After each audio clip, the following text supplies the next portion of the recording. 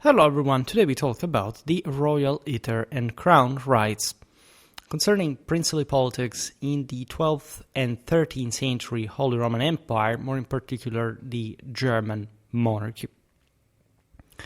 So while the Landfrieden, so this imperial peace decrees aimed at curbing private warfare, ultimately failed in this time, in particular sort of the latter era, to enhance the jurisdictional power of German kingship over the centuries in the long term, additional crown privileges nonetheless had a profound impact on the political destiny of the princes.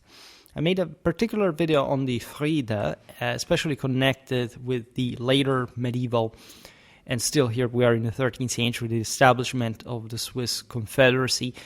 Essentially the concept of peace in arms in the typical sort of ethos of Indo-European Catholic solidity of power based on essentially the a perpetual militarization of its freemen, right? You can read, for example, in Roman times, it's citizens, but of course here we're looking at, much more feudal.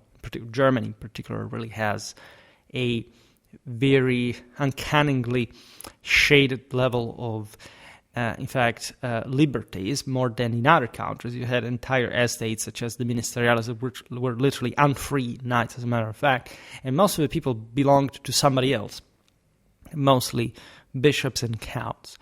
Nevertheless, the concept of Friede was particularly pronounced, in particular because of this characteristic, if you think about that, as a pretty warlike, basically boundless, especially in the East from a geographical point of view, and therefore very tumultuous realm like the German one that had at this point come to agglutinate itself, especially on a super ethnic sense. It's mostly through a feudal and imperial order. The idea that monarchic power had its own limits, which was also traditionally customary from especially a juridical point of view, but based, in fact, on actual relations of power, dependent very much on the latter, dependent very much on the militarization of the establishment, also of the church. We've seen essentially the rapid feudalization, in fact, further militarization of the German clergy after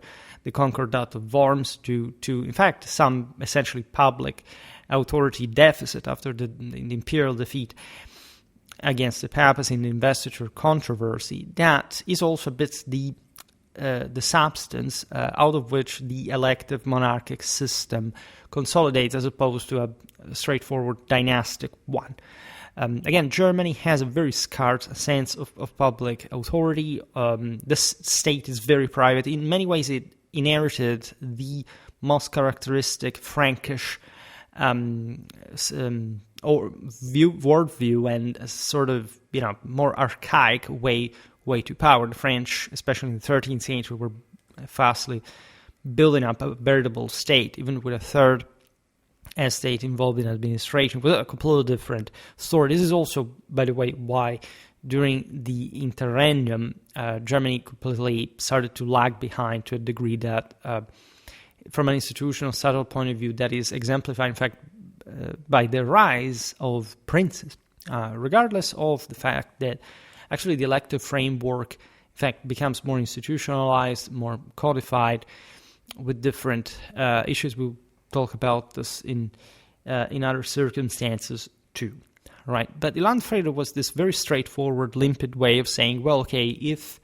this was historically an imperial and royal prerogative, right? But in the moment of the German national monarchy's crumbling, this was in part resumed and or more directly controlled by the same princes.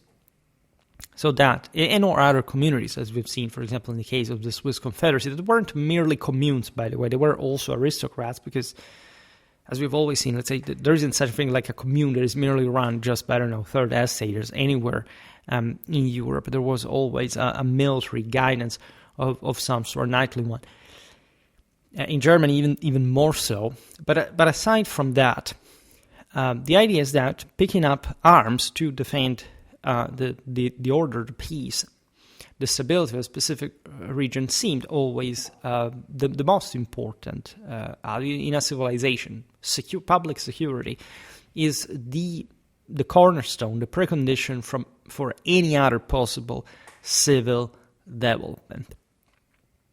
Naturally, the emperor could not quite issue in the previous century, say the ones in which the German national monarchy had still some shots to actually consolidate, say like the English or the French ones, to simply claim, like to be able to pacify an entire part of Germany, especially in those areas that were often out of reach from especially the major military expeditions, say, again, the general interest towards the southwest, Franconia, Swabia, eventually allowing the access to Italy as well, was by far more important, right? Frederick Barbarossa could have sort of attempted a general pacification of Germany, but would have completely bailed out of Italian policy, and actually that would have been a massive mistake to begin with. Even though they failed, they had to try, because it was by far the most convenient move, regardless of sort of lots of reasons why it eventually failed.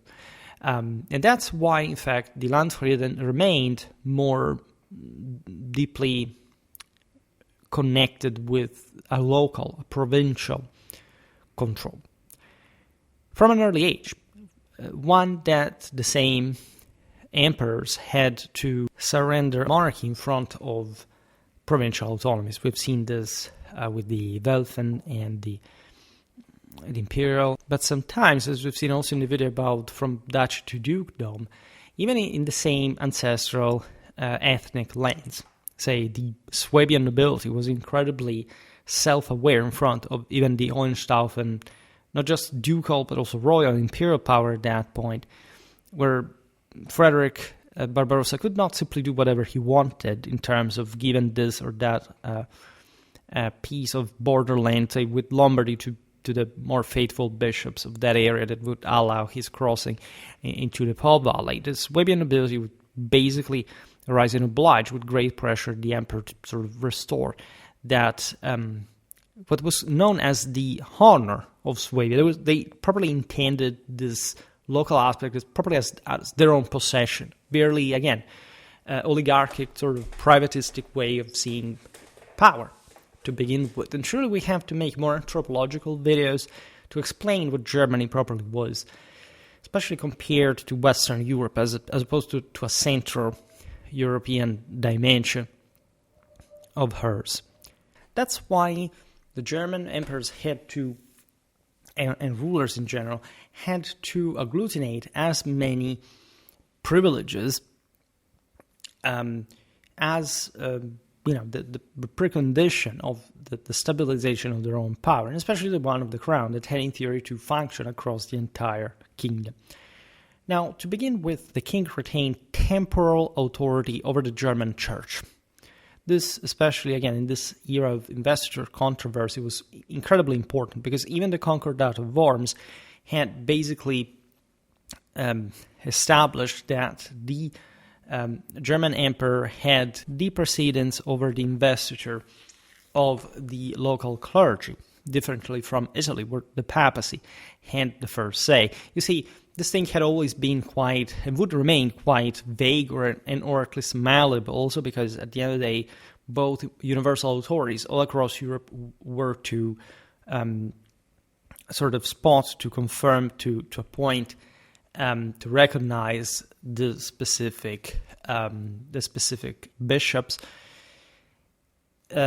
As we were explaining before, this also entwined, after the Concordat of Worms, with a de facto feudal investiture of the secular ecclesiastical titles in Germany. What does that mean? That the ceremony and the prerogatives of the conferred by the emperor, by the German king at least, as a basis on the local bishops, was akin to a personal enfeoffment, right? The relations were basically the same. Naturally, this did not take away the local sort of privilege and immunity of the local clergy. It's not like they were inheriting that as lay vassals from father to son or something. But it signaled a much more direct connection of the local church with its national monarchy. This was actually similar all over the major European monarchies. However, in Germany, it was even more blurred in terms of personal, public-private connection. Next, the crown controlled the royal fisc. I made an entire video about the German royal fisc, so the crown's domain, lands, and revenues. This was a historical prerogative, but what's the problem? That in Germany, most of this is basically sub-enfeoffed to someone. This is, again, more or less what happens also in other parts of Europe, but with much actual local and direct grip in Germany compared, say, to France, to England.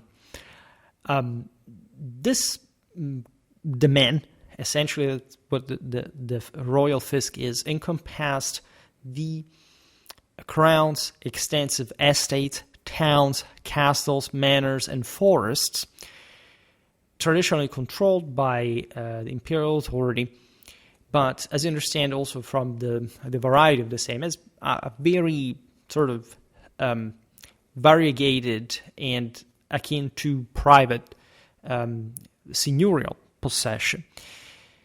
There wasn't much of a distinction at that point. It was mostly a sum of everything that you could put your hands on, and there wasn't some overarchingly structured type of, okay, well, generally speaking, this entire area is just a large, massive public domain. Again, in the Middle Ages, you can argue that if you make the story of the half plenty, half empty glass, you can say that it was basically the same everywhere, yes, but compared to other countries, in Germany, things were much more privately handled. In fact, the ministeriales themselves, in a sense, developed partially for this. Not just some people were not truly free because they really belonged to some more private power, even as persons. But in this way, you could essentially enfeoff this non-freemen so that they could theoretically not inherit them as free vassals, but de facto becoming at some point as powerful as the latter, especially during the 13th century, and still being de facto knights, privately enfeoffed of these castles, I mean, pretty far away also from the core lands of the royal fisc that tended also to gravitate or to be recompacted around the private lands, the former, in fact, also feudal possessions of the various German houses as they basically switched across the country over the centuries. There was a network of fortified palaces. Everything was very heavily militarized for the obvious threat posed by the princes that took every chance, every civil war, every excommunication, every kind of rebellion to seize as much public assets as possible, because they didn't even see them as public as they would be seen in more civilly ordered states, right? Say, I don't know, think about the bishops' counts of the Italic kingdom. The same Germans had heavily promoted that kind of power concentration, public concentration, not just because there was so much potential for that in Italy, as there was in general for the church, also north of the Alps, but because, in fact, in a lay sense, in Germany, that was something basically unseen, not just because there weren't the type of cities that existed in Italy as a center of power, because Germany was, in any case, also in terms of actual control, veritably this massive, feudal estates, surely revolving also around important centers, but mostly very, very landed, very, very feudal in a privatistic and magnetistic sense. Finally, the King of Germany, guided by the council of his court, managed the Eastern Frankish kingdom's military and diplomatic relations with foreign powers, particularly the papacy, but also surrounding peoples. I recently made a video about the German-Polish wars exactly during this period from the 10th to the 12th century. We've seen how much of a almost migration era bias existed in the capacity of the Germans at this point to found a power mostly in an imperialistic and militaristic fashion, orienting the forces of the kingdom towards this or that neighbor, so to wield an actual imperial power. This is also perhaps the theme for another very important video, is to say, why do we call also the Holy Roman Empire an empire? Was it really an empire, more imperialistic? Was there something more militarized in the German mindset as opposed to, I don't know, the French one that was also heavily imperial, but also tended to compact a much more sort of regionally self-reliant system, as the same goes for England, regardless of think about the Angevin Empire, etc. Well, the Germans surely had maintained an almost Gefolgschaft mentality of military expeditions that weren't even particularly appreciated by the Germans themselves. That's why, for example, the aforementioned ministeriales, especially the ones of the ecclesiastical retinues, the great ecclesiastical princes, especially the ones of the Rhine, before their sort of betrayal of the same monarchy at the beginning of the 13th century, constituted the majority of the milites that were, for example, used in the Raumfahrt, and so in the Italian expeditions that were, as this abroad, the most sort of most profitable, more alluring objective of a veritably imperial Germany. There is also an anthropology of the German knight, how these were described by other peoples, the fact that this idea of the youth that springs out, there were also classical late antique stereotypes attached to that, but it was actually true. Germany had, throughout the history, think about also the age of the mercenary companies, this routine sort of re-expansions that were sometimes also very disordered, like in that case was mostly war bands springing out. In part because the country was big, but it had, in relative terms, less resources in other places, so at some point the youth had to find fortune elsewhere. So again, there is a more militarized and less secularized mentality in Germany that persists and even allows the German chivalry, German knighthood, to properly rise to the same levels of the French one in the 13th century. Meaningfully enough, in these foreign lands such as Italy, but we have seen also across probably the Holy Roman Empire and beyond its boundaries, Bohemia, Poland, Hungary. Sometimes also, again, other lands, we've seen it in the division about Bouvines. Think about Otto of Brunswick's expedition into Flanders against the Capetian dynasty, some wars even with the Danes and so on. The energy of German royal policy displayed greater decisiveness than in legal matters, right? Frederick Barbarossa, as we've seen in the recent video about Bologna, could naturally invest a lot of resources in fostering, for example, the local university and recovery of Roman law that was occurring in these places that, by the way, were truly distant also from his own mentality, in order to centralize further on the basis of the older sort of perpetua sancta of the late Roman emperors, juridical philosophy, so to say. But de facto, these were military expeditions. I mean, these had historically to be military expeditions, evenly. We've seen it also in some videos about, for example, Lothar III, Conrad III, some emperors that we don't sort of necessarily even consider more than much in between some of the more important, arguably, especially in previous times.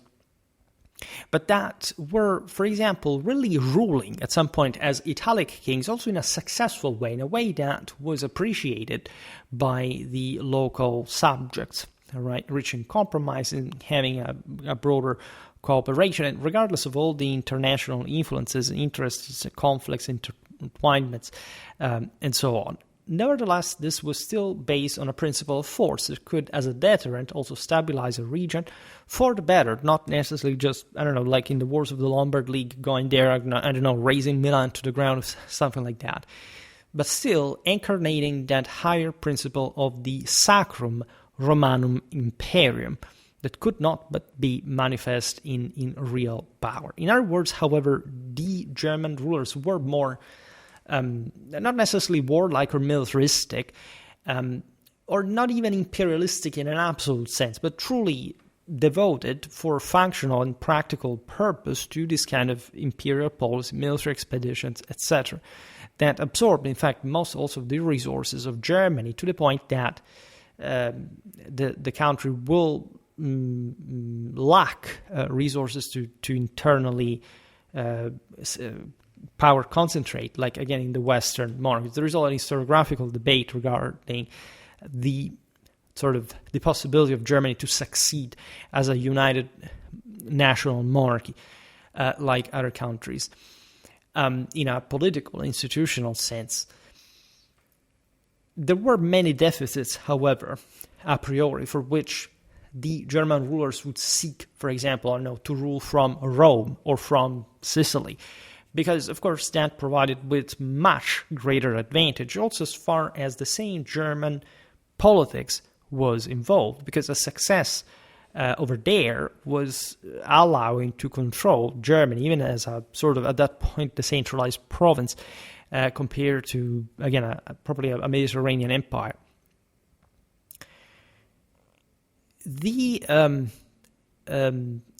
crown's prestige and authority wavered when confronted, however, with unforeseen resistance or defeats. Again, the wars of the Lombard League are a huge deal. The fort of the Guelphs is obviously supported by the papacy. It's difficult in the 12th and the 13th century to campaign from Germany, from Sicily to central northern Italy, and especially thickly urbanized, heavily fortified, and incredibly courageously, also militarily advanced communities that mutually support one another, create these leagues, in fact, with forces capable of facing and defeating even the emperor in open field. And all this with the emperor essentially being served by also local forces as well against the Guelphs. When we look at Frederick Barbarossa, Frederick II of Hohenstaufen, who ruled as Holy Roman Emperor between 1155 and 1190, well, we look at not just at the peak of German power in the Middle Ages in relative terms, possibly also even in absolute ones, given that the reign of Frederick II, his grandson, was not that far away in time. But also, we witness his final defeat in the Italic kingdom. He launched several expeditions to Lombardy. He struggled to enforce recognition of his schismatic papal candidates following the Council of Pavia in 1160. This assembly was essentially established to support the anti-pope Victor IV. So even if there was a limit, there was, if anything, an obstacle that hampered some more unitary compaction, and this did not derive much from some kind of ideological aversion per se, but from an actual limit also in absolute resources. Numerous bishops disapproved of the setup, with some fleeing into exile, and the schism was abandoned with evident relief in 1177.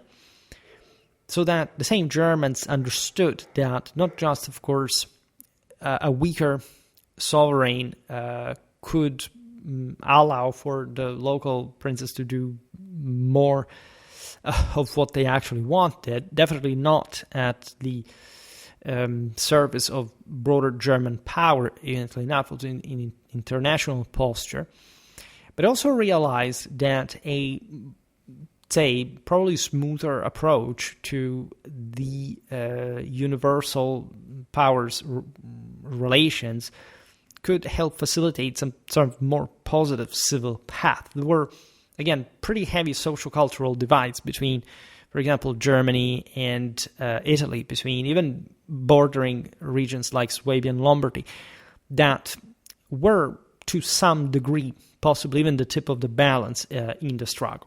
Not that they were decisive, because they were the tip of the balance over some bigger quantities of factors.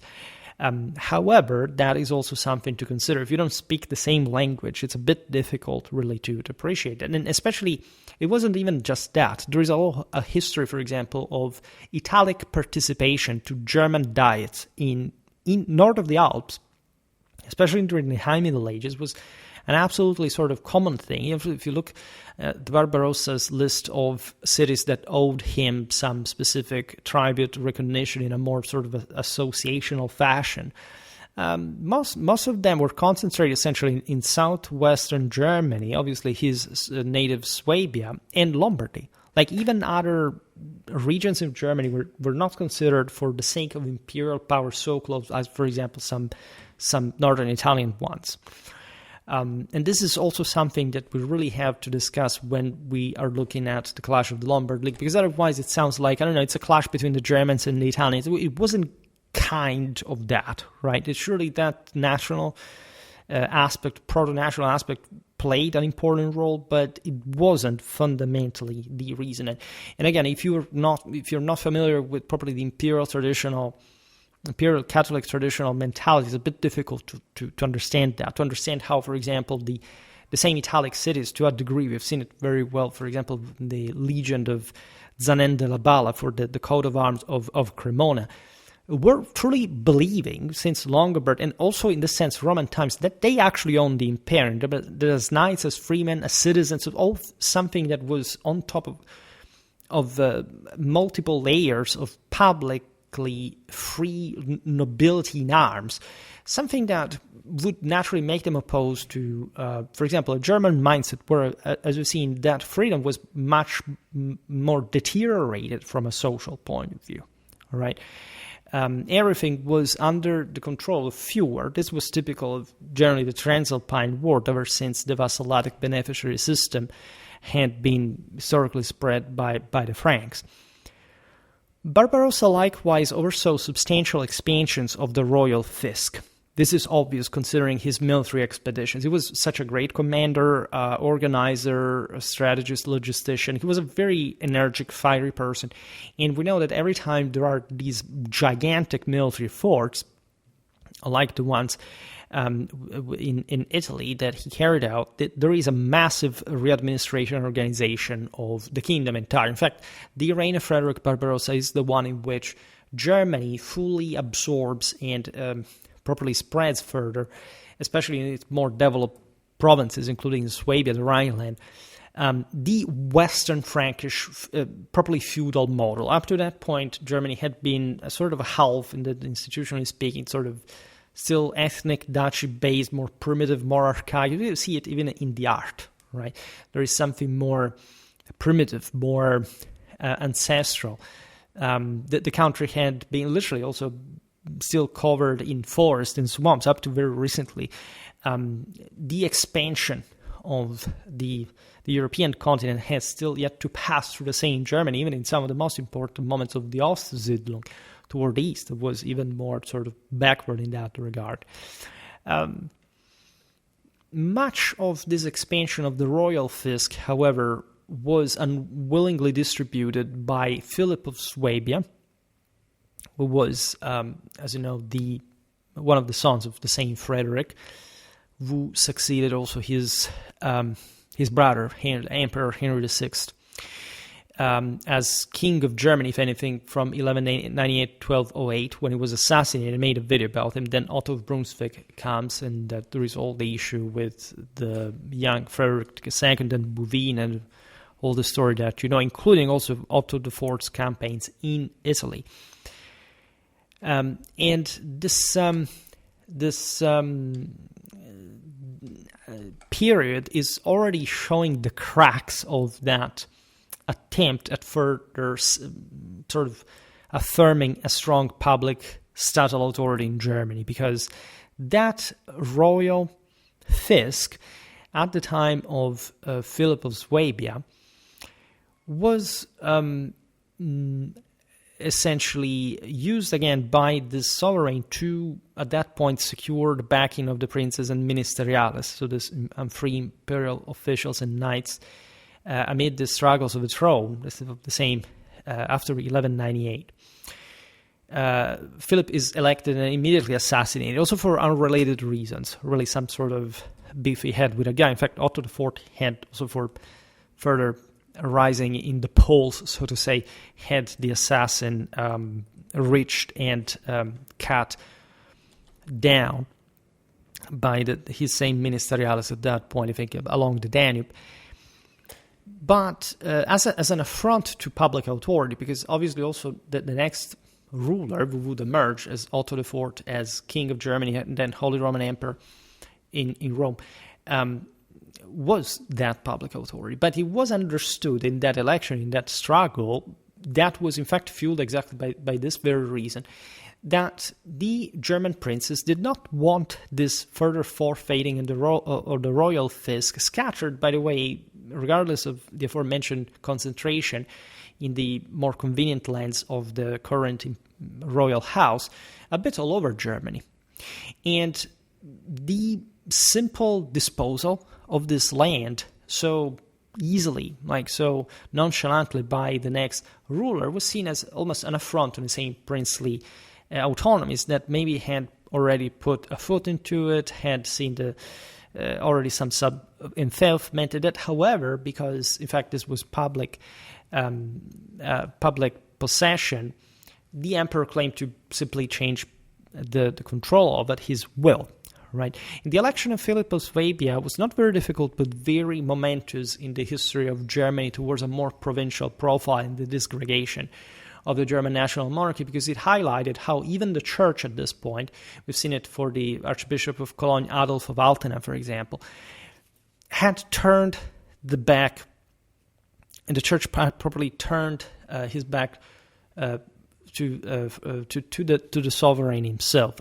Historically, again, the Church of Germany had been allied to the sovereign. Now they started behaving more as private princes themselves. And this amidst, again, the crisis of Henry VI's death, Frederick II's minority, the opposition of Otto IV, the fact that the papacy had initially backed Otto of Brunswick, in fact, to sort of mitigate Swabian power with the Hohenstaufen possession of Sicily.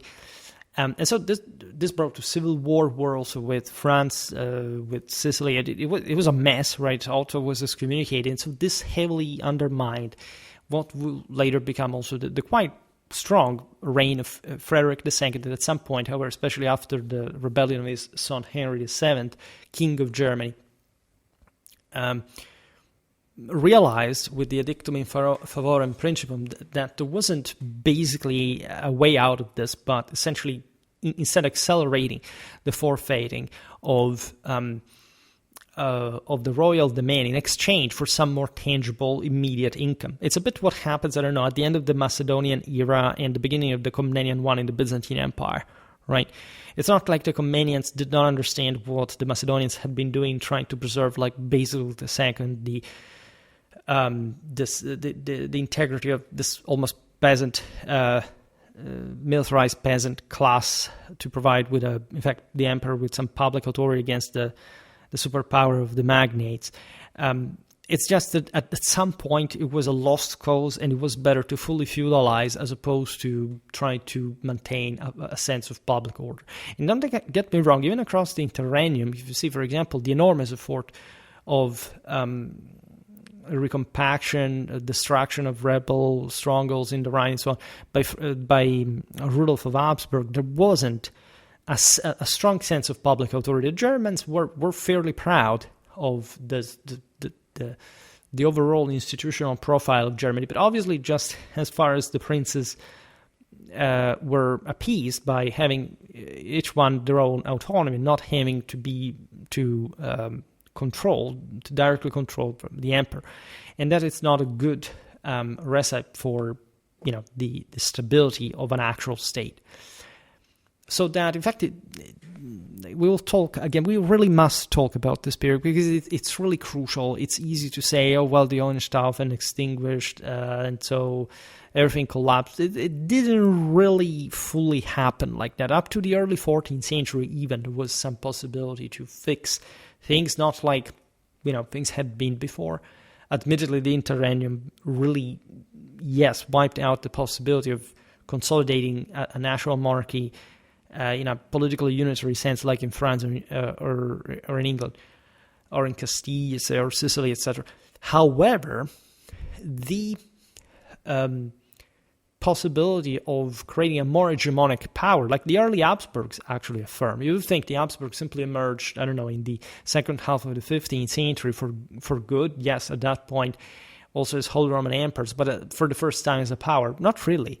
If you look at the Habsburgs at the end of the 13th, the early 14th century, they had a shocking amount of power in Central Europe, something utterly insane. They came to hegemonize Bohemia, even Poland.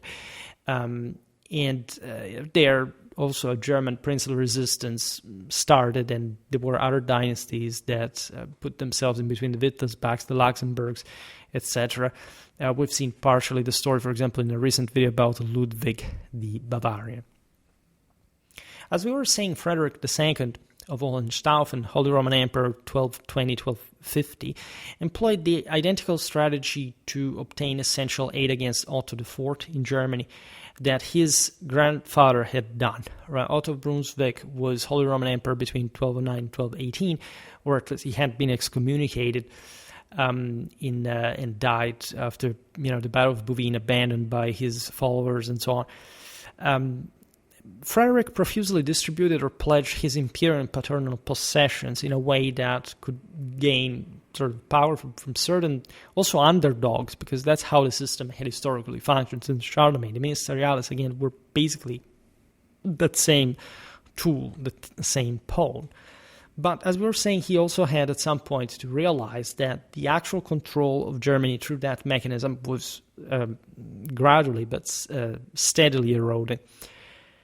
A key outcome of the empire's vast territorial scope was the royal governance inevitably depended on the king's yearly iter.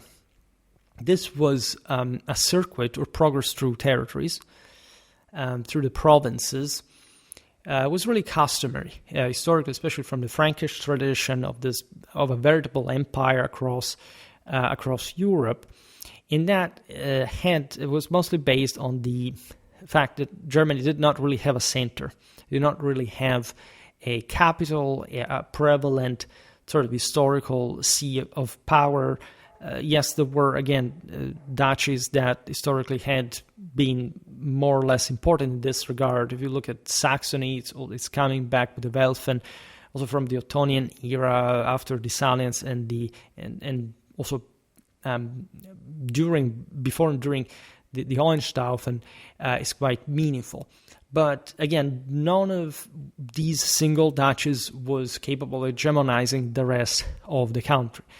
And so the king, in order to, first of all, save some money by, in fact, simply itinerating and having himself maintained by the local communities that would in exchange receive some favors, was floating in a truly, at least ideally, imperial fashion across this enormous territory. That's how, for example, the Germans were capable of uniting Italy into this axis that we called the Holy Roman Empire, because this was a vast enough territory for this court, this emperor, to say rule across it, receiving some moderate support from the various communities, and not having just a single place absorbing all sort of the spending all the resources and absorbing all the imperial authority in the process. And regardless of, again, this fact that, again, Germany were more or less the center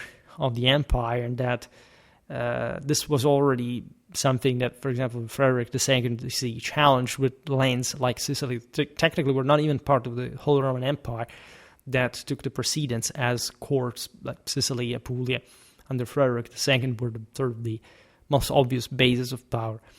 Now, these travels were partly intended to link ceremonial court sessions and crown wearings to church festivals, underscoring that the Lord's Anointed, which was in Germany a tradition that underscored both the biblical and the early also Germanic idea of sacred rule, embodied both rex et sacerdos, which is obviously the Latin for king and priest, something that underscores also the heavy Ghibelline doctrine and mentality that lived on in Germany for a very long time, which may seem paradoxical because obviously the populist communication witness to the rise of all the great part of the German princes against imperial authority, and so you might think that there was a wealth mentality also in Germany. Not quite, right? Because to them it was just a chance, like truly, if this guy does not have enough power on his own, he also can't quite tame the priest par excellence that is the Pope in Rome. Why should we not rise against him? It wasn't merely an ideal calculation, but it was probably based on the political and strategic racial strength. And the idea is that these rebels did not really have a wealth, papally devoted mentality, regardless of course, of the broader Catholic Christian mentality of this German princes, and some strong connections with Rome, and also in the ecclesiastical hierarchy and so on. But still, mostly an imperial one on their own, right? They thought they were emperors and reges properly within their own autonomous reality. And again, these are lands that, to a degree, were historically never centralized. All right, they're not, in theory, institutionally speaking, still today's Germany is a federation. And this is properly the consequence also of a country that was never fully centralized, did not fully absorb civil law, remained essentially a federation, and maintained this sense of, like, you can't quite fully unite area, which is, to a degree, at least to the degree of which this autonomy is backed by actual liberty, still the reason why, I don't know, also in the broader Europe, we can't be united while still being all different states by a degree. Any fixed schedule for these royal circuits yielded to the demands of military campaigns as well, abrupt political emergencies or the personal inclinations of the rulers. Imagine you're a German king at this point. You have basically some areas of Germany. It's incredibly complicated. It can't even be properly represented on a map. It was mostly, in fact, geopolitics does not exist. It was mostly a political game. But you know that this or that prince is against you, will not send his share of knights or monastery contribution. Normally, again, the southwest of Germany, also because it had much greater amount of ministeriales, it was a more developed land, telling the truth. It had also, in fact, more church, so more state to a degree, contributed with manpower. Northeastern Germany at large contributed with money, which was good anyway, also because gradually things were fluidifying with more professional soldiery, and again, not the historical feudal levy. Even so, the expansive royal iter produced several significant effects on the German princes. To start, it prevented the development of royal judicial mechanisms like the stationary royal court that eventually developed in France and England. Aided by local dignitaries as well as the accompanying churchmen, secular princes, and ministeriales, the king delivered judgments wherever he happened to be. The royal court's arrival briefly supplanted local jurisdiction, yet the crown never contemplated dispatching yearly assizes across the empire or the clashes with local authorities that such an approach would have sparked. They preferred, again, to float on the basis of those who had more reasons to support them. There was always, especially in the Hohenstaufen, but since ever, a more pro-imperial and a you can argue pro-papal, in fact, faction in Germany as well.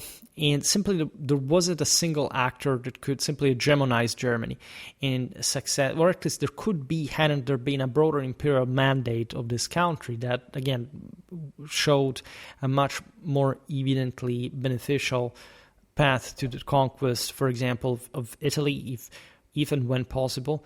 Also because of the German affairs, because you had a civil war there, you could not sort of lose your supply lines due to the ravages that were occurring north of the Alps. In the sense, Germany was also a big country, was starting to be very strongly populated to a degree. Again, it was unstable because the surplus was scarce. And obviously, the more civilized areas did most of the work. Again, northeastern Germany was just a less appealing place to centralize power in. But political alignments was so transversal. We've seen it in all the episodes, basically, of some German regional, historical regional area, that you had also this political allegiance shifting, and you had always to check, in fact, how to maintain yourself afloat, really. Remember that you were elected.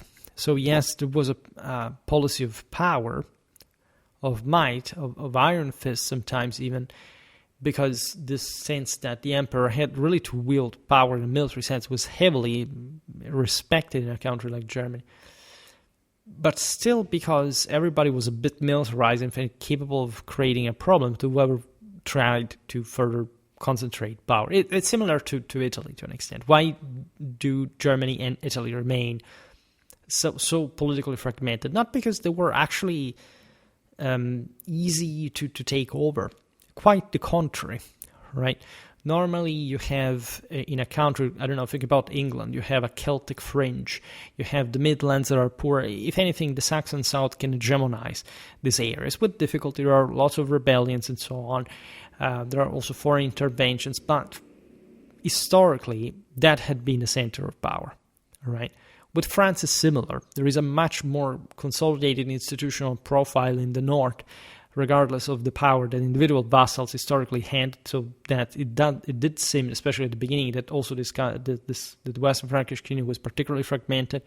But then it's easy to take over the south because it hasn't developed some sort of broader royal essence to itself.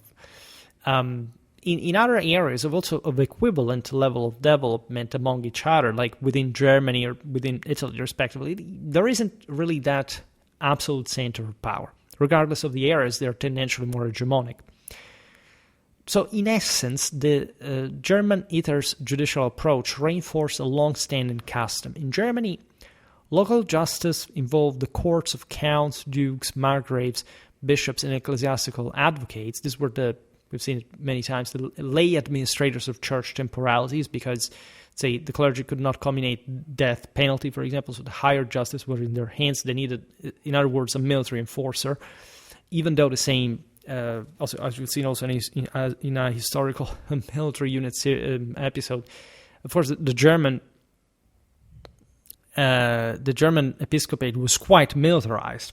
This was true also, I don't know, in France and Italy, but the Germans, as we've seen, had feudalized and militarized further their own episcopate because of all this turmoil and the lack of some more concentrated power, because the church was the ideal to consolidate some more non-inheritable and splittable power.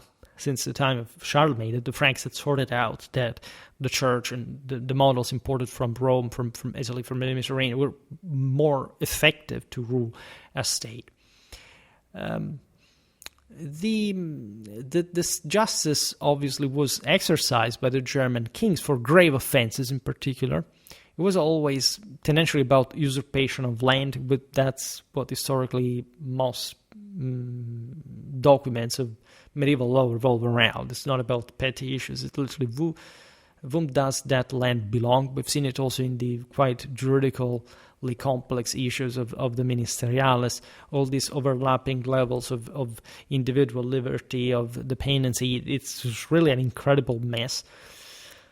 While the seigneurial, that is lordly or manorial, so also state-based courts handled minor infractions, and we don't see much of that because it's not like they had particular archives. I mean, even the fact that there wasn't really a German capital and the court was itinerating creates philological and documentary problems because, where are the archives, say, of the Salian emperors? Really, it's not really a simple place that you say, I don't know, like Westminster in the Anglo-Saxon world was since ever a very orderly chancery, right? Even before London is a capital much earlier than Paris is, right? You have that Frankish bias that in Germany, as we were saying, also remains around. Now, in the second place, this wandering circuit proved an efficient means of financially supporting a royal court that lacked any broad system of taxation in Germany to depend on, because the aforementioned royal fisc actually largely served to fund the ministeriales that lived on it, and that absorbed most of their resources, because there weren't many to begin with, and that in any case were decentralized a bit like in the same fashion of vassals. The only thing is that these guys could not inherit the land, even though they de facto became even more powerful with certain noblemen. And at that point, in fact, by the 14th century, you can't even technically distinguish who's a ministerialis or a free knight, right?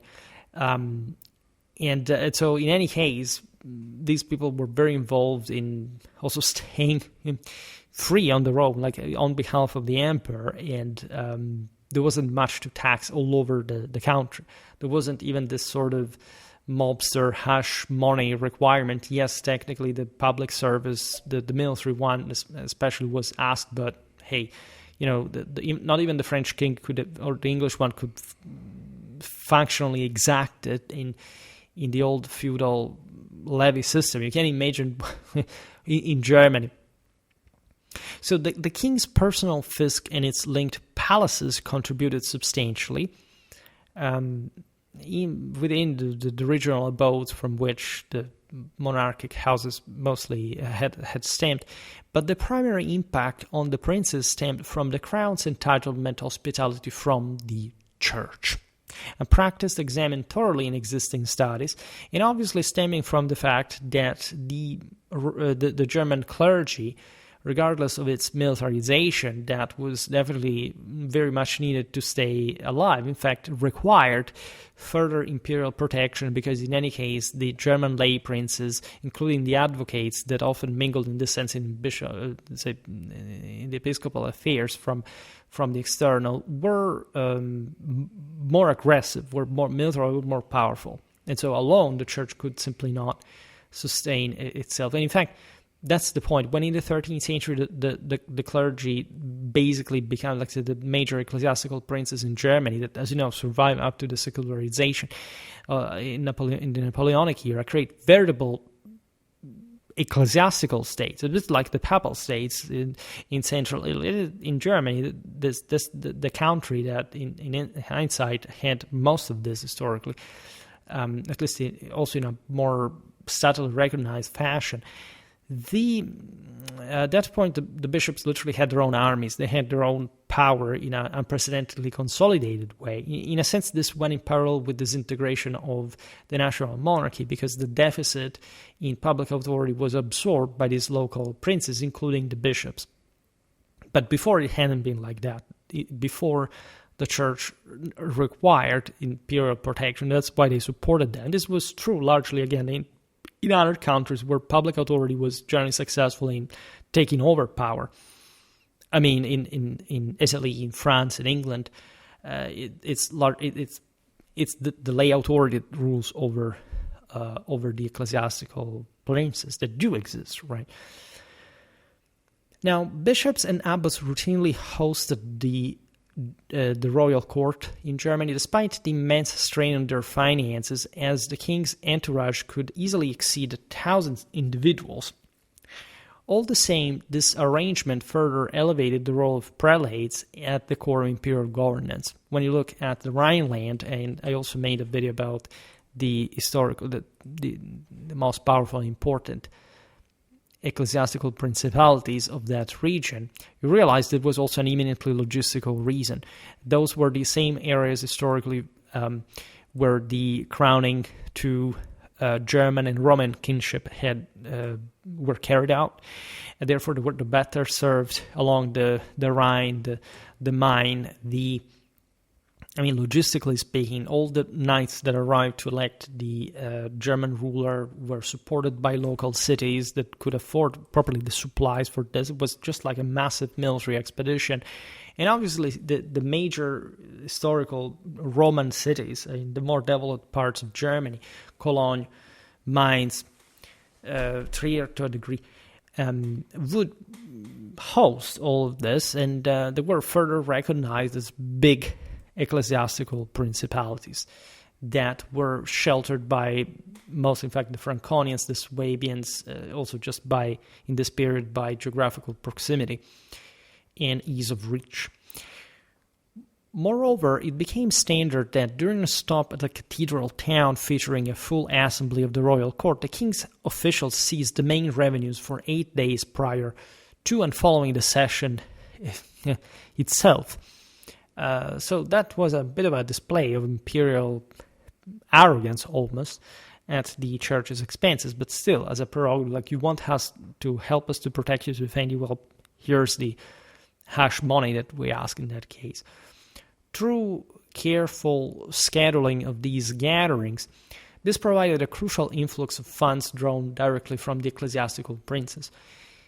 In the third instance, princes habitually exploited these stops of the royal court, whether at church sites or the crown's own palaces, which also existed. They were mostly like big castles, country mansions, and just like in the full wake of the Frankish tradition, to conduct their most crucial legal and political dealings that constantly happen all across the country, by the way. Given their original duties and competitions, scarcely any princes could commit to a lifelong role at the royal court. Right, the same monarchs could not afford to have like a bigger, say, mayor of the palace that was at the same time, I don't know, a duke. We made a video about the Count Palatine of the Rhine, which was exactly what the function that we've just described, ideally, that in fact was to supervise over the aforementioned Rhineland and the ecclesiastical bishops, and that turned into some sort of half. It was a feudal duchy rather than an ethnic one. Really, probably one of the regions created in the heart of the Middle Ages through feudal institutions. But this de facto was just any other subcontracted vassalatic dominion, not really a part of a broader hierarchical administrative system of a German state. Yet princes willingly journeyed great distances to win a case, or even more so to avoid losing one. This is part of the historical vassalatic beneficiary mechanism that had allowed the same monarchies to survive. Again, the German national monarchy in a political unitary sense is aborted de facto by the 13th century, but it's not like, again, the German state, the German kingdom, the recognition of an imperial authority or the elective mechanism is not there. On the contrary, it's even more institutionalized and entrenched, right? But through a mechanism that does not favor, however, further political compaction like in other countries. And so it was incredibly important across all of Europe, and this is why monarchies emerged to begin with, right? For all the people who, I don't know, hate the Roman Empire, the terrible Roman Empire, and say, oh no, it ended, there should have not been any state. Well, so the first thing, of course, the Germans were trying to do was not just preserving the Roman state at all costs, but also further expanding the Romano-Germanic one at this point. And also those who succeeded the most were also the most powerful. And in this regard, a vassal needed an authority that would recognize his vassalatic status. Otherwise, who was he? It would have been pure anarchy, pure chaos, and that's not how civilization works. It's not even it's supposed to work. It doesn't work, point.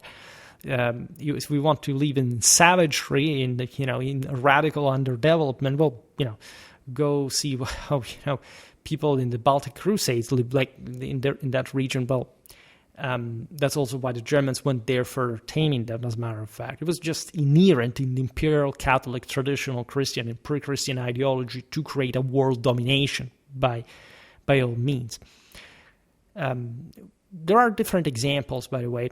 In 1190, when Duke Henry of Brabant, ruling between 1183 and 1235, traveled to Schwäbisch Hall, this is a town in Sweden, modern Baden-Württemberg, in a failed bid to contest Count Baldwin of Hainaut. Baldwin V, count between 1171 and 1195's claim to the Margravate of Namur, the border region in modern Belgium. I recently made a video about the county of Hainaut, as a matter of fact, explaining all these issues, only to have his subsequent appeal rejected at Augsburg in Swabia, close to Bavaria. 3 decades later, the same Henry of Brabant, far less faced far less travel to join the royal court at Aachen, that was closer to home, the ancient imperial city in modern North Rhine-Westphalia, the Rome of the North, the city of Charlemagne, where he succeeded in obtaining vital affirmation of his authority over his vassals. Individuals of lesser rank often chose to hold off until a royal visit to the area to present their disputes for adjudication or to renew their long-standing privileges. It's not, by the way, like they went there just for some sort of strange and abstract legal controversy. In the aforementioned video of the St. Lotharingia, for example, here the example of Brabant is directly connected with that, as we made also a video about the Duchy of Brabant explaining this further. The passage from Duchy to Dukedom was a very sort of customized one, different across, especially these more decentralized areas lacking some more definitive sort of local, in fact, power fulcrum. That passed through all a series of settlements that also allowed de facto from the royal, from republic authority, this the centralized rulers to act on their on its behalf, therefore thereby conferring them this or that title of also personal, in fact, authority. That's from duchy to dukedom, because one thing is the stem duchy in this area that had more or less to have some sort of ethnic foundation still by this point, which is the case also in a linguistical, dialectical sense. At a local level, mostly was at this point being transcended by these seigneurial powers of feudal order that roughly overlapped, in fact, with the previous ethnic duchies, but were more about the dukedom of their rulers than any other sort of mechanism.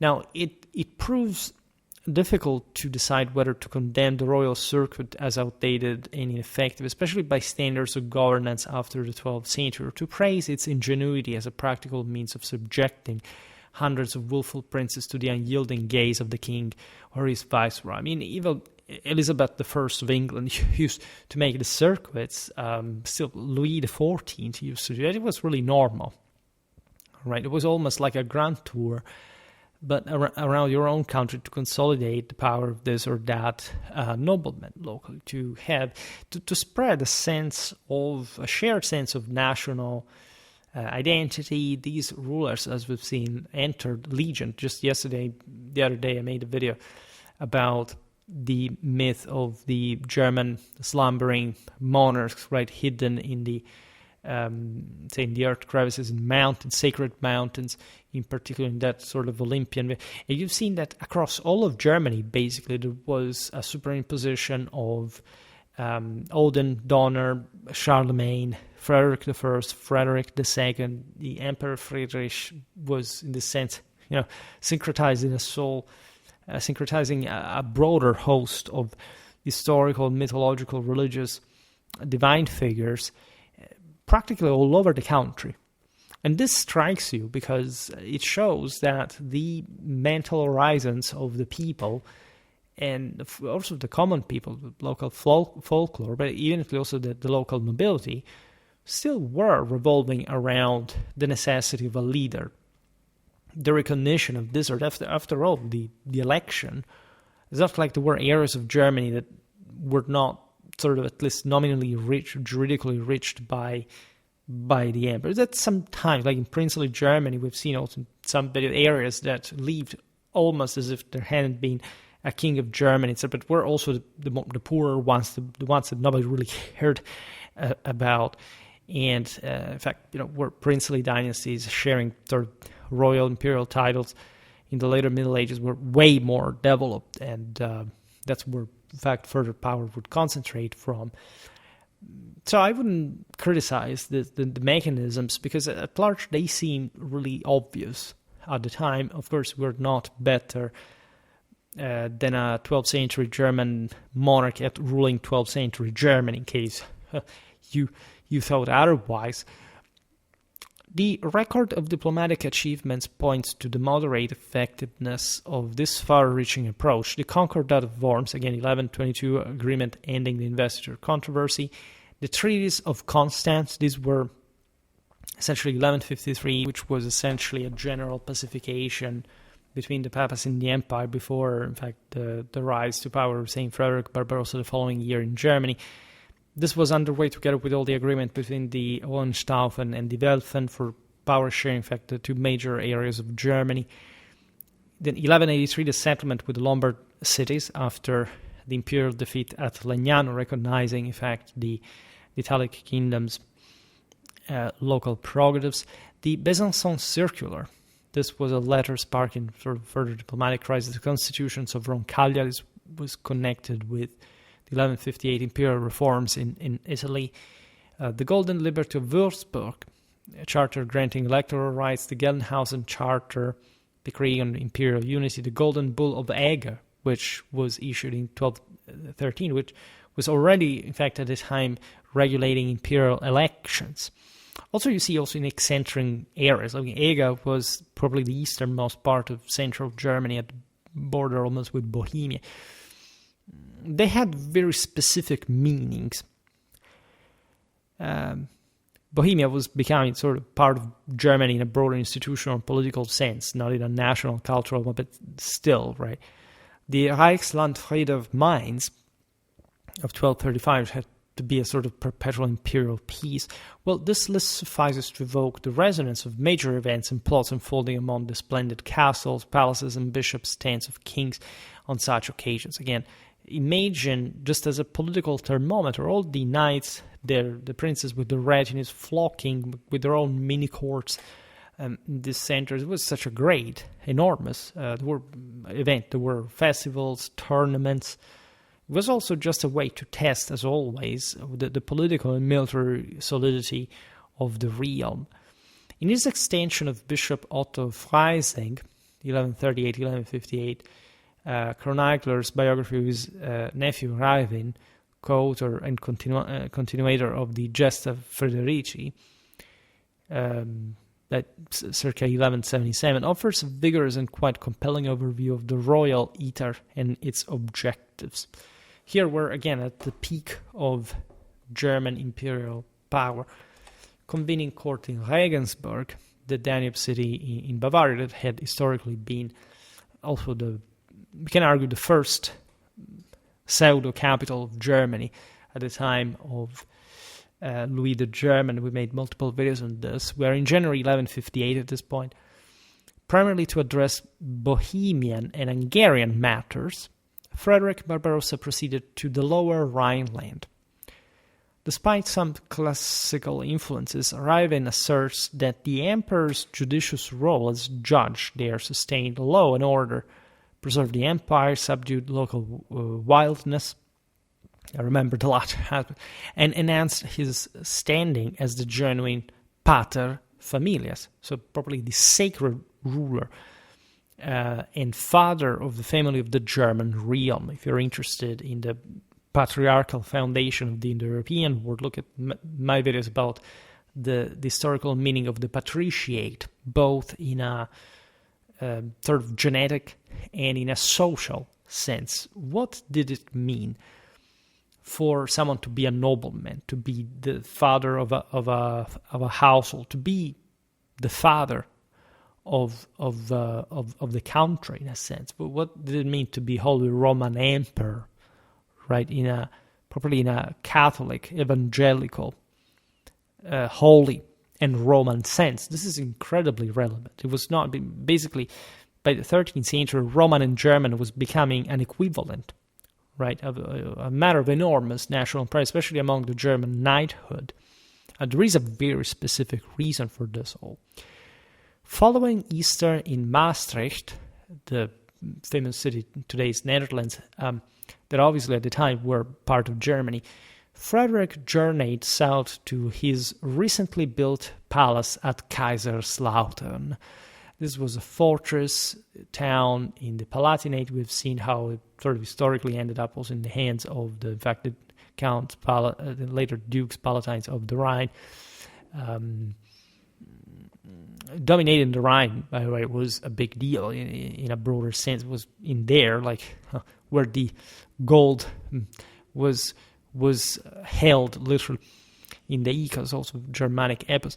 This all was done also for domestic affairs in the reign, before Barbarossa proceeded to Augsburg to rally the princes and their forces for his second Italian campaign. Thus, the diplomatic, judicial, religious, fiscal, and military matters of the empire that the iter, which, as you know, is the Latin word for the path proper. There was the Via Imperii, by the way, considered as from essentially the north, later Königsberg when it was founded, from the Baltic to across Germany through the Brenner Pass, across the Po Valley, central Italy up to Rome, right? And this was understood as a metaphysical path, just like the iter was, like the crusade, the armed pilgrimage, the same Rome thought, to acquire properly the divine authority to be Holy Roman Emperor, crowned by the Pope and recompacting the two universal powers. Well, that's where the iter aimed to handle emerge persuasively from Raven's account of the emperor's travels. That's the aura shrouding this holy ruler in the, as we've seen, in the imperial lore of even like German peasantry up to the Renaissance and beyond. The circuit system likewise boosted the prominence of ecclesiastical princes in yet another respect, since high-ranking churchmen managed the royal chancery and chapel that accompanied the king. The customs of sacred kingship, divine right rule blending royal and priestly roles, churches, because in the German view, at least hopefully, the emperor had to rule over the church. Church hospitality during the iter and the closeness of chaplains and chancellor imparted distinctly religious character to the royal court. This was the holy place. It had to be the highest, spiritually highest place in the world, in theory. It had to show even the priesthood how to govern, right, as a divine medium. In any event, church princes remained profoundly involved with the court concerning appointments to church positions that, as we've seen, were so crucial to provide, especially in Barbarossa's reign that we're focusing on today, as much with the adequate military retinues for the Italian expeditions, the legal standing of church lands under the crown and their utilization, because without those contracts, the negotiations, you couldn't even properly ask for a specific amount of knights.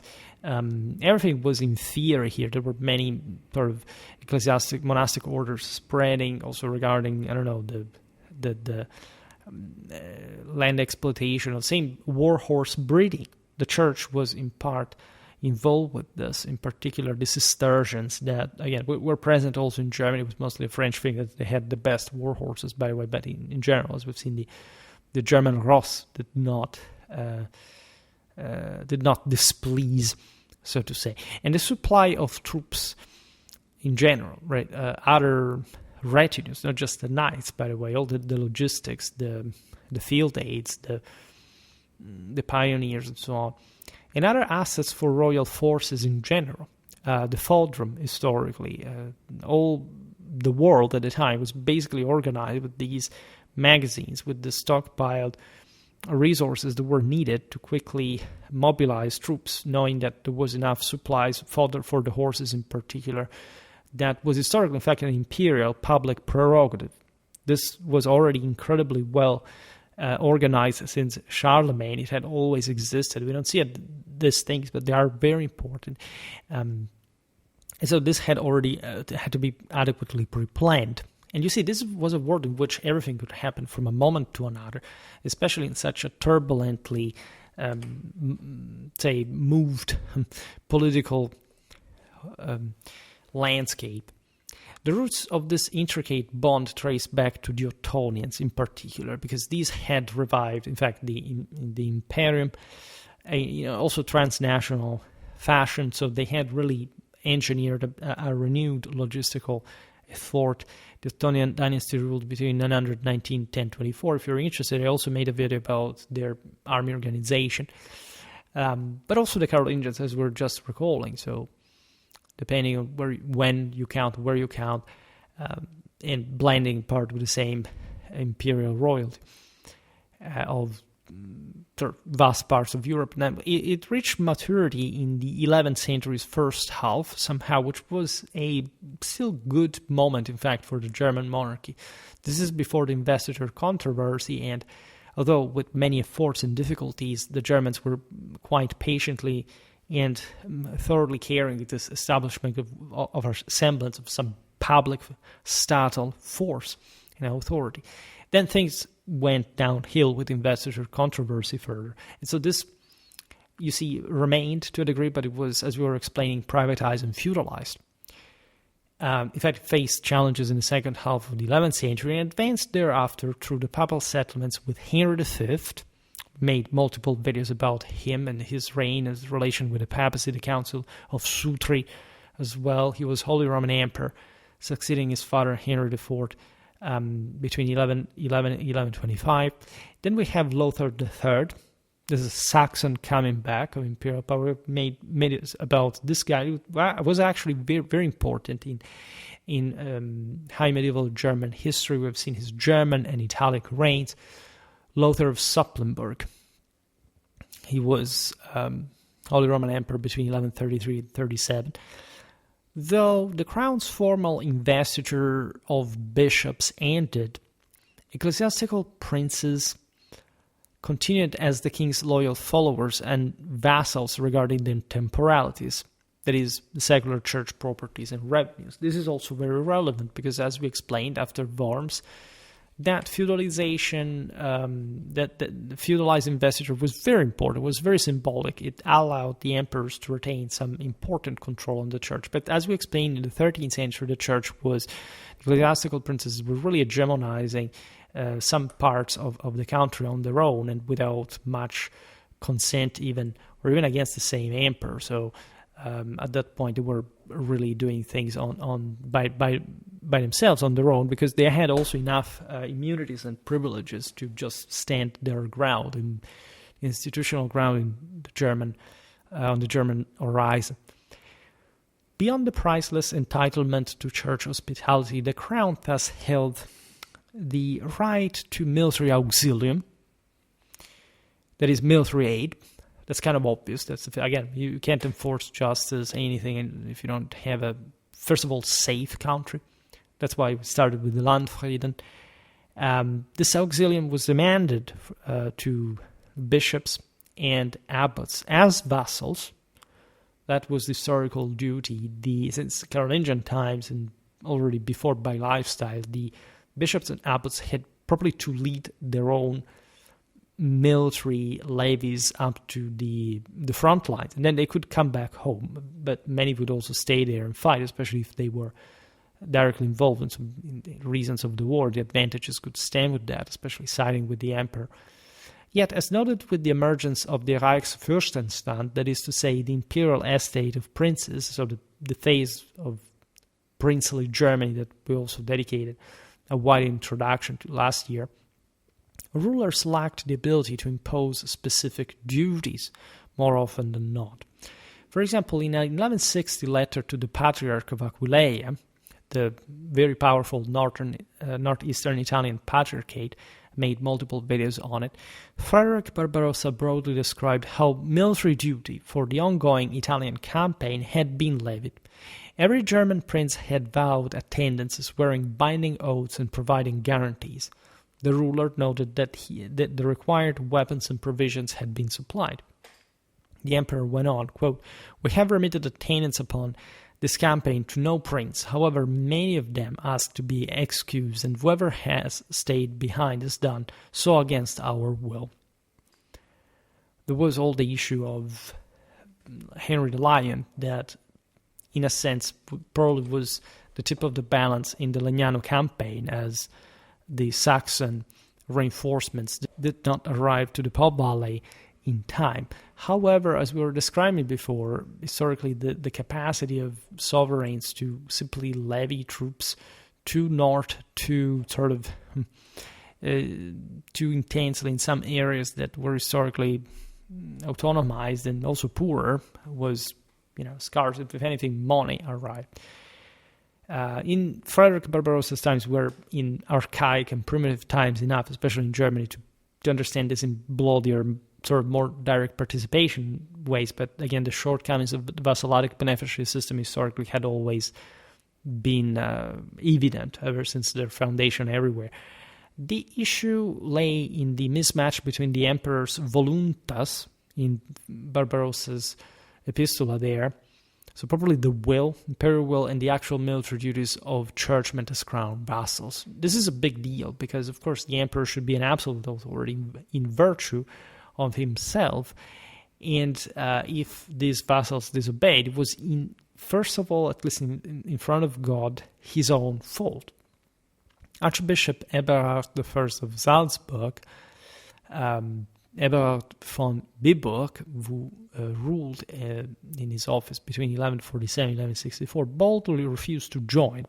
This guy was next door in the Austrian Alps, just next door, but he was wary of imperial aims after Barbarossa informed him of support for Victor IV, the antipope, against the Pope Alexander III, who ruled between 1159 and 1181. I also made a video about something about the latter's pontificate.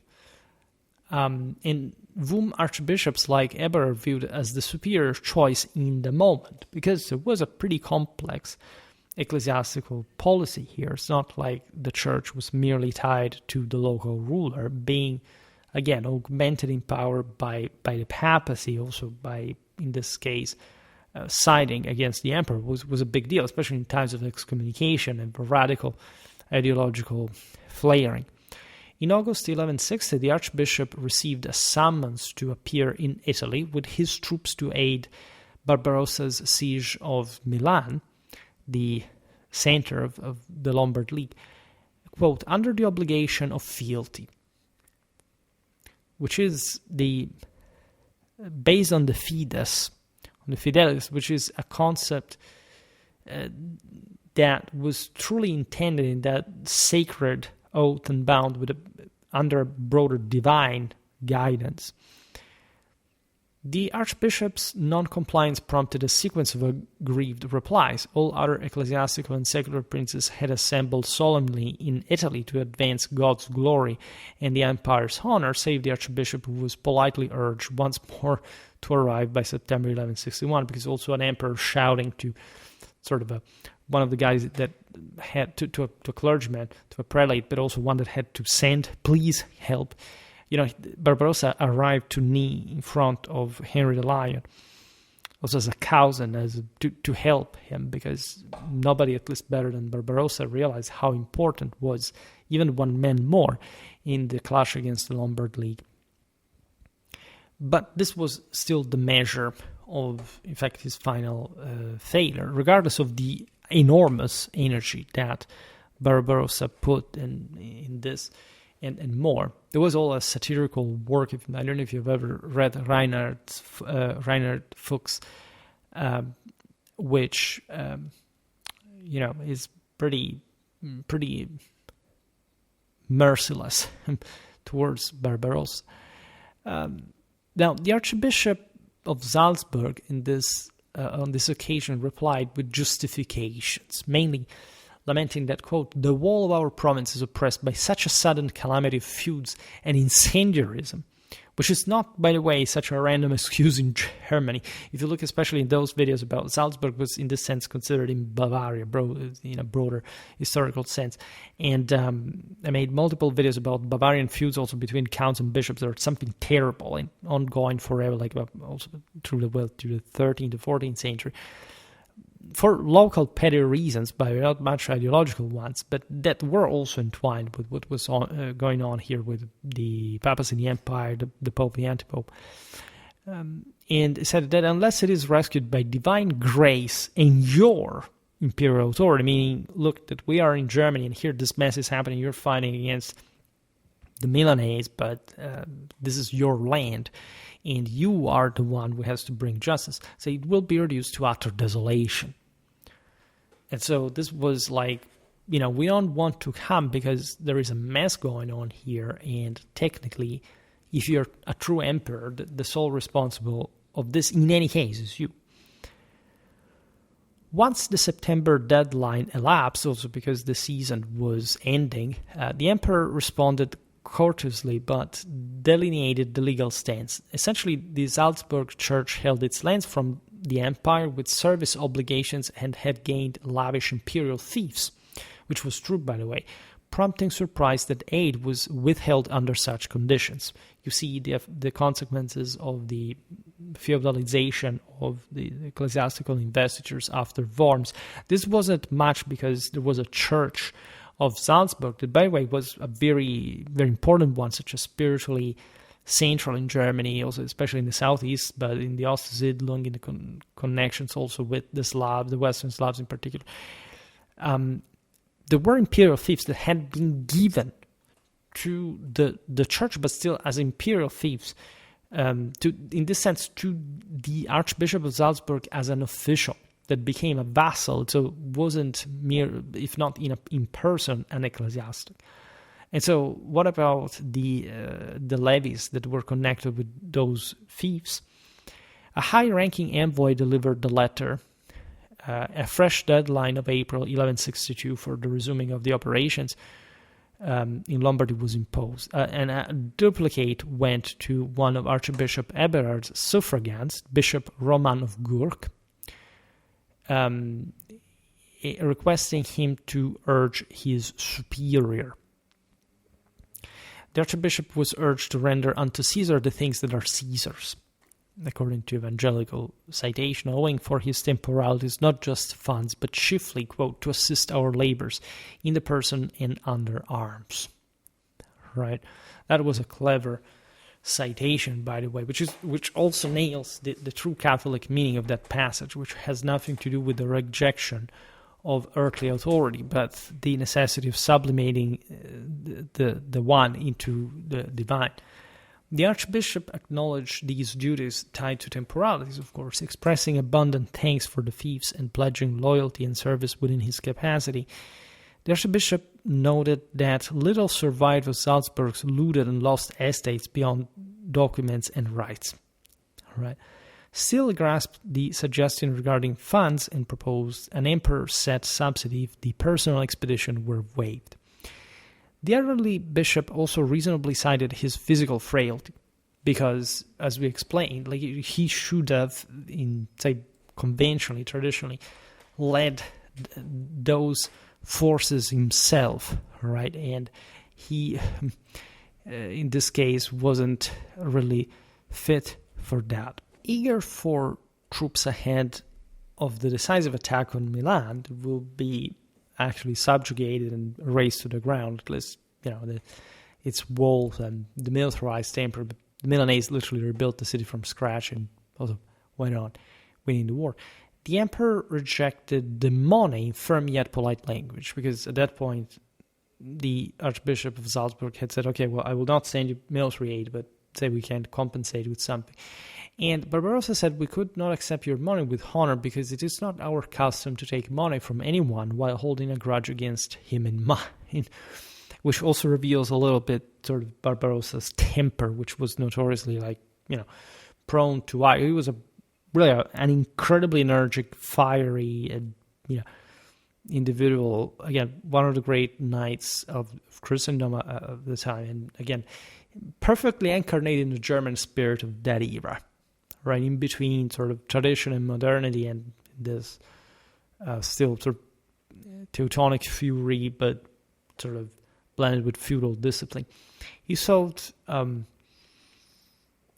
guilt the Archbishop into joining by stressing military urgency, because besieging Milan, that was basically the largest city in the West, together with Paris, was an enormous effort, right?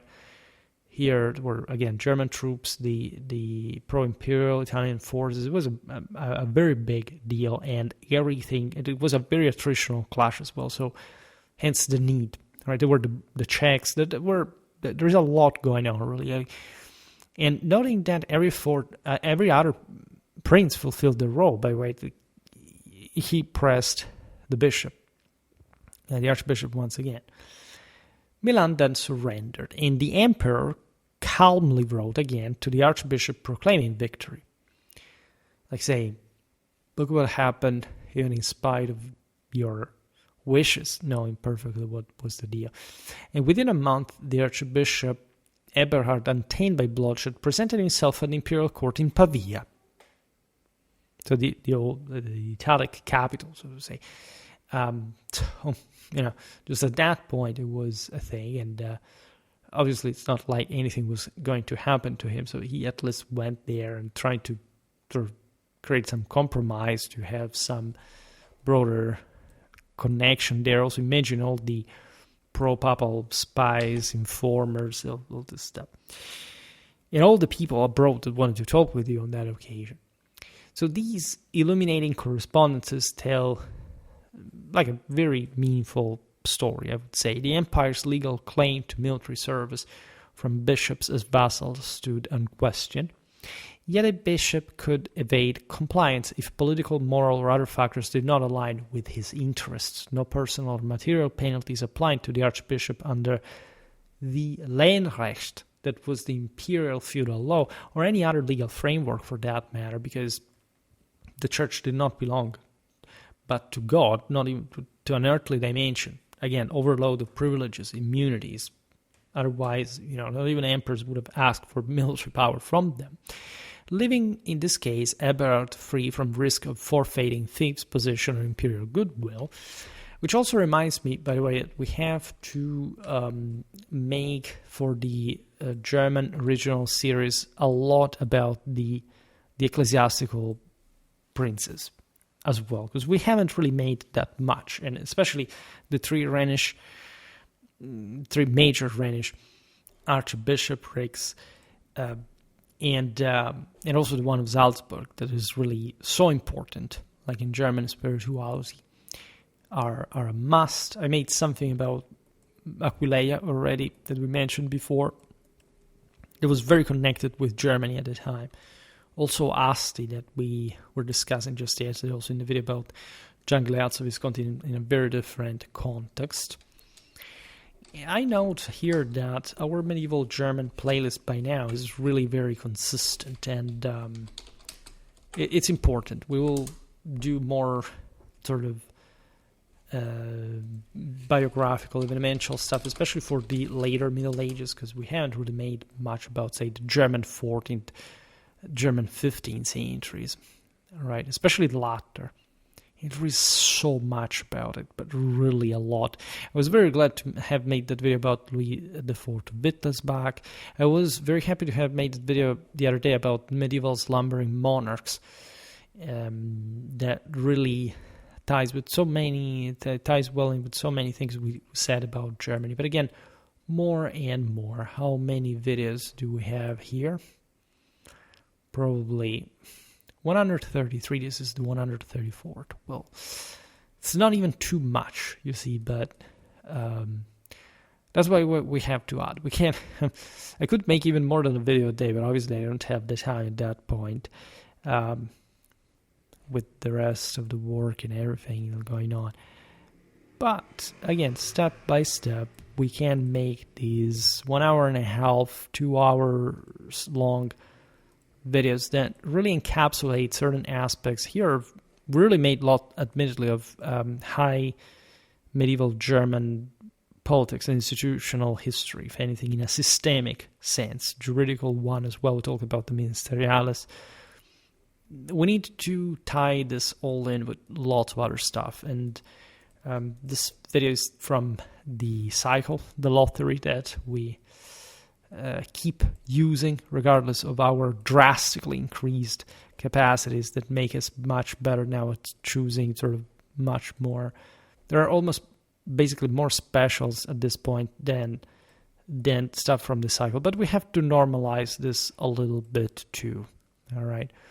There is actually really a lot to make from that. Just sometimes you get the boring videos in a row, and that is unfortunate as much as necessary, however, because talking this stuff is really important. You can't deny that. We really need to look carefully at this and that step, simply just by being aware of our general interests, and especially like this need of explaining stuff, of paving the way, of some sort of like, what are we even talking about? Imagine we had made just the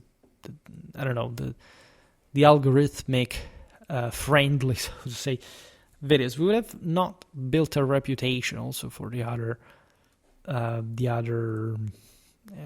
rest of the content. It would have been all very different. Nevertheless, there is definitely a lot that in part we can and we're going to make, and it's again not going to be easy, but step by step. Like we have to get there. We have to appreciate every bit, every inch of content, of era, of sort of general context, because without that you can't appreciate the rest as well. If the more context you have, the better it is, really. And sometimes, again, you even wonder what's behind this. We cover so many topics that it's as if we weren't covering any in depth, right? But we actually do, because every single video is very in depth compared to anything that is made on YouTube overall, and this, especially on mass. And so, after all, we're really tying our content with a lot of previously made in other videos. For today, however, I stop it here. I just hope that you enjoyed this video. If you did, please share it. Otherwise, leave a like or subscribe to my channel if you're interested in my upcoming content. As always, I thank you heartily for listening to me. I wish you a nice time, and see you next time. Bye.